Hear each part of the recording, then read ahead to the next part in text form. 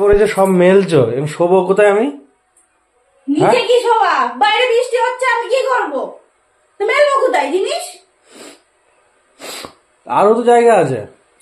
সব ঘরে লোড, সব ঘরে লোড। ঘরের মধ্যে এভাবে দড়ি টাঙিয়ে কি অবস্থা! সে মনে হচ্ছে বস্তি বাড়ি। বস্তিতেই থাকবা? তুমি কি মানুষ নাকি? তাই ওর সাথে সারাদিন শুধু ঝগড়া করো, সবাই জানে তুমি হচ্ছে বস্তি বাড়ির লোক। আমি বস্তি বাড়ির লোক? হ্যাঁ হ্যাঁ, দেখ সব মেলে দিচ্ছে। এবার তো বিছানাটা ভিজবে রে। ভিজলে কিছু করার নাই, আমার জামা কাপড় শুকাতে হবে না? কি অবস্থা! এইভাবে থাকা যায় বাসা? যেরকম বৃষ্টি হচ্ছে দক্ষিণবঙ্গে সেরকমই থাকতে হবে। এরপর আমি বিছনায় মেলে দেবো, যেগুলো আজ শুকনো জিনিস সেগুলো বিছনায় মেলে দেবো, বুঝেছিস? একটু বেশি কথা বলবি নে। বলছি কি রান্না করলে আজকে? কালকের বাসি মাছ আছে অনেকগুলো, আমার টাকাতে কিনতে হয়েছে। 400 টাকার মাছ, 100 টাকার মাংস, ওইগুলো খাবি? ওগুলো কোথায় ফেলবো আমি? বাসি আবার রাতে আবার নেমন্তন্ন আছে শিব পুজোর, আবার 3 পিস রেখে দিচ্ছি, ওটা কালকে খাবি। তাহলে আমার খুশি গেল।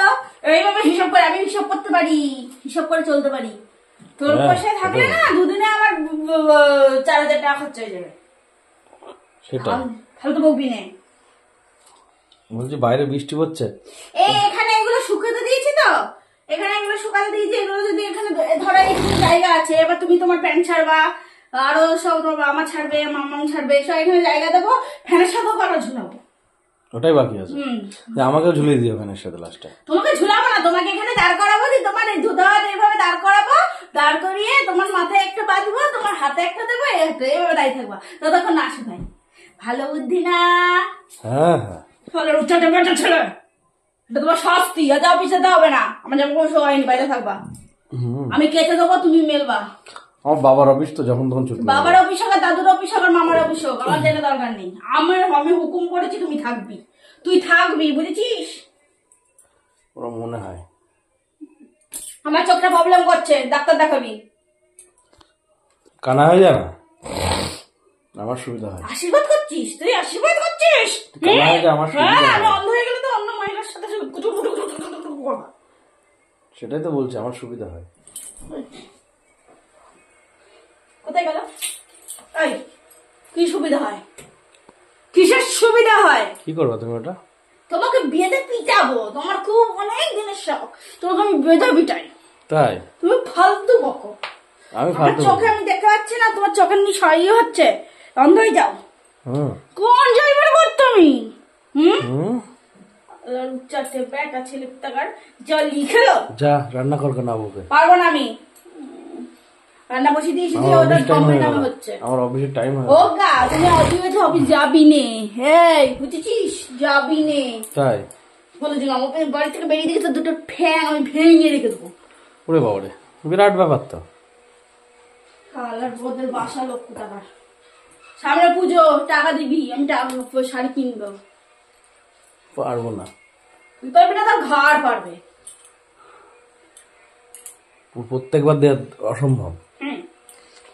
সববার তো সমান নাও হতে পারে না। বেশি বকিস নে। তোর তো আবার প্রত্যেকবার দিতে হয়, না হলে তো আবার ঝাল হয়ে যাবে। কি ফালতু লোক কোথাকার। আমি অনলাইনে দুটো শাড়ি দেখেছি, তোকে দেখাবো। হ্যাঁ, আমার টাকা দিবি। হ্যাঁ, ও কত সুপুরুষ, কত হাসি মুখে, ও বাবা কত ভালোবাসা এখন।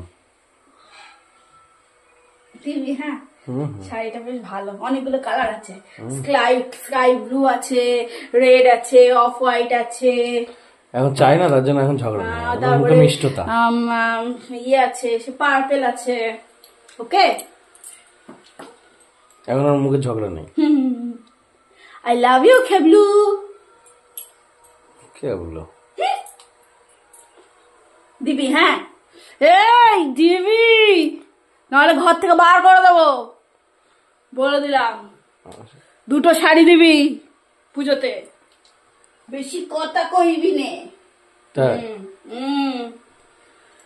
একটাও দেবো না এবার। দিবি না মানে তুই ঘরে যা আছে তাই পড়বি। ঘরে যা আছে তাই পড়বি। আমার ঘরে শাড়ি নেই। তাহলে কি আছে ঘরে? আলমারিতে? আলমারিতে শাড়ি সব পুরনো হয়ে গেছে, ছিঁড়ে গেছে। আমি আমি পুরনো শাড়ি পরিনি, আমি একবার পরি শাড়ি। কত বড় লোকের বেটি তুমি। হুম এমনি হয় না আবার ন্যাকড়া জড়ায়। এত টাকা যে না 2 টাকার ধনেবাদ তার আবার ক্যাশ মেমো।